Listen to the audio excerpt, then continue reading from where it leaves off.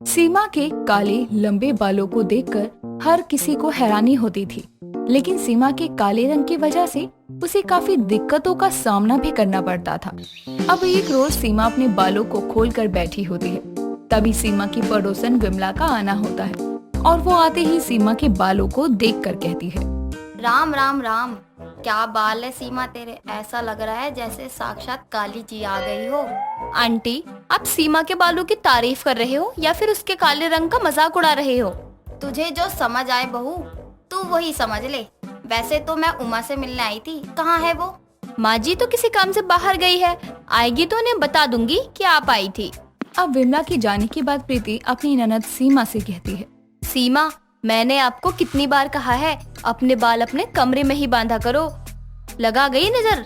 भाभी, वो तो मैं माँ की वजह से इसकी इज्जत कर लेती हूँ, वरना तो किसी दिन अपने बालों के फंदे से ही इसे फांसी लगा दूंगी। अरे नहीं नहीं सीमा, फिर तो आपका नाम अखबारों के हेडलाइन बन जाएगा। जो भी हो, इसी बहाने कम से कम मैं फेमस तो हो जाऊंगी और मोहल्ले वालों को इस विमला आंटी से छुटकारा तो मिलेगा। ये बातें चल ही रही थी कि तभी प्रीति सीमा से कहती है, अरे मैं तो भूल ही गई थी, कल आपको लड़के वाले देखने आने वाले हैं। बस भगवान से दुआ करती हूँ इस बार रिश्ता पक्का ही हो जाए। भाभी, मेरे रंग की वजह से देखो कितने रिश्ते आए और गए, कहीं बात ही नहीं बनी। कोई बात नहीं, हम देख रहे हैं आपके लिए लड़का, जो भी आपको मिलेगा बस मेरी ननद को खुश रखे। अब देर रात सब सो रहे होते हैं। तभी सीमा अपनी छत पर घूमने निकलती है और वो भी अपने बालों को खोले। सीमा छत पर घूम ही रही थी कि तभी विमला की नजर उमा की छत पर जाती है और वो सीमा को चुड़ैल समझ लेती है और खुद से कहती है, हे राम, ये तो चुड़ैल ही है, कोई तो बचा लो मुझे। अब जैसे ही विमला सीमा को चुड़ैल समझकर भागती है, वैसे ही वो सीढ़ियों से गिर जाती है और विमला का हाथ टूट जाता है। अब अगली ही सुबह हाथ में प्लास्टर चढ़ाए विमला उमा के घर आती है और उमा विमला को देखकर कहती है, विमला, ये सब कैसे हुआ? मैंने तुझे समझाया था ना, बहू को कुछ मत बोला कर, उसी ने ये हाल किया है ना। अरे नहीं उमा, मेरी बहू की क्या मजाल जो वो मेरा ऐसा हाल करे। ये सब तो तेरे घर में रह रही चुड़ैल की वजह से हुआ है। मेरे घर की चुड़ैल? देख विमला, तू मेरी पड़ोसन है, इसलिए मैं तुझे कुछ भी नहीं कहती हूँ। तू सीमा के बारे में ये सब क्यों बोलती है? मतलब माँ, आप मुझे चुड़ैल कह रहे हो? तुम दोनों लड़ना बंद करो, मैं चुड़ैल की बात नहीं कर रही हूँ। मेरा मतलब है। क्या मतलब है आप दोनों का? नहीं नहीं, मुझे बता दो क्या मतलब है। अरे उमा, मैं तो तेरे छत पे रहने वाली चुड़ैल की बात कर रही हूँ। लंबे लंबे बाल, दांत अंधेरे में चमकते हुए। लंबे बाल तो मेरे हैं। अरे सीमा बिटिया, वो तू नहीं थी। चुड़ैल के तो और भी लंबे बाल होते हैं और उसने ही मुझे कल सीढ़ियों से गिरा दिया। विमला, आज के समय में भी तू ऐसी बातें करती है? भूत चुड़ैल ये सब सिर्फ वहम होते हैं, वहम। अच्छा आंटी, आपने कितने बजे रात भूत देख लिया और आप छत पर सोते हो क्या? करीब रात के 2 बजे की बात है बहू। मेरे पेट में गैस हो रही थी तो मैं छत पर टहलने निकली, तो तभी वो चुड़ैल ने मुझे देख लिया और अपने दांत दिखाने लगी और मैं जैसे ही भागी बस सीढ़ियों से गिर गई और मेरा हाथ। अब इतना सुनने के बाद ही सीमा अपने मन ही मन सोचती है, वो चुड़ैल तो मैं ही हूँ। माँ सही कह रही थी, मैं तो रात में छत पर गई थी घूमने और बेचारी विमला आंटी ने मुझे ही चुड़ैल समझ लिया। कहीं रात में आप तो नहीं थी छत पर, जिसे विमला आंटी ने चुड़ैल समझकर छत से छलांग लगा दी? हाँ भाभी, वो मैं ही थी। प्लीज आप माँ को मत बताना, वरना वो मुझे ही सुनाएंगी। अब कुछ ही समय बाद सीमा को देखने के लिए लड़के वाले आते हैं और सीमा भी उन लोगों के लिए चाय लेकर आती है।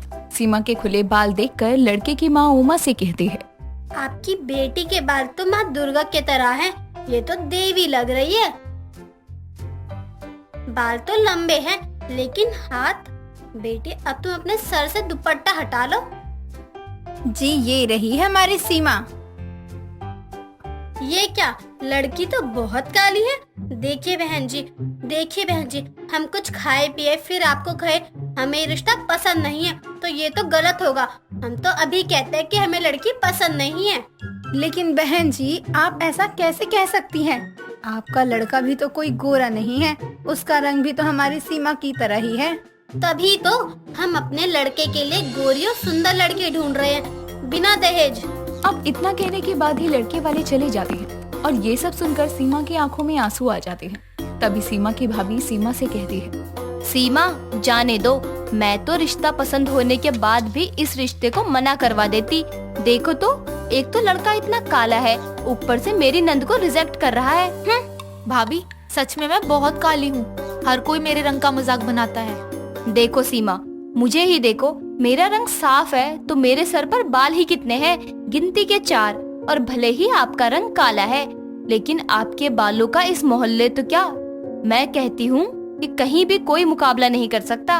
सीमा के रंग की वजह से उसे काफी रिजेक्शन का सामना करना पड़ रहा था, लेकिन उसके घर वाले सीमा के लिए लगातार लड़का ढूंढ रहे थे। अब एक रोज सीमा के घर सीमा की भाभी का भाई अनुज आता है और अनुज घर के बाहर ही खड़े होकर सीमा से कहता है, जी सुनिए, क्या आप मुझे ये एड्रेस बता देंगी?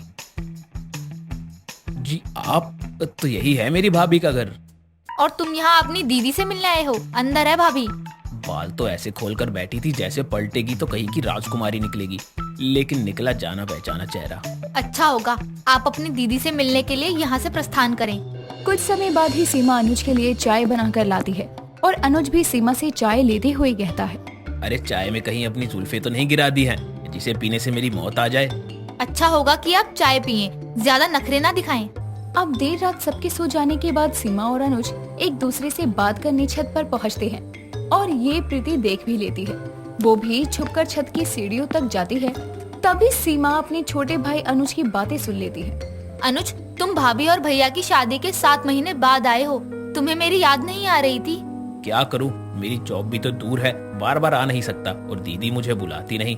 अनुज, इतने दिनों से मेरा रिश्ता देखा जा रहा है, अब तो तुम दीदी और माँ से हमारी शादी की बात करके ही जाना। कोशिश करूंगा दीदी से बात करने की।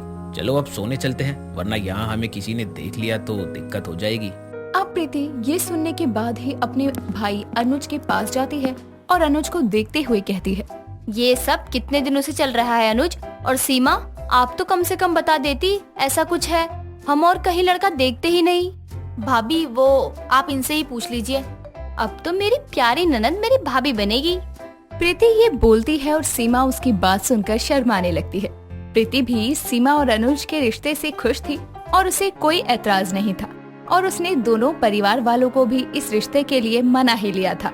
इस तरह से अनुज और सीमा का रिश्ता तय कर दिया जाता है और कुछ समय बाद धूमधाम से उनकी शादी हो जाती है और वो लोग खुशी खुशी एक दूसरे के साथ रहते हैं।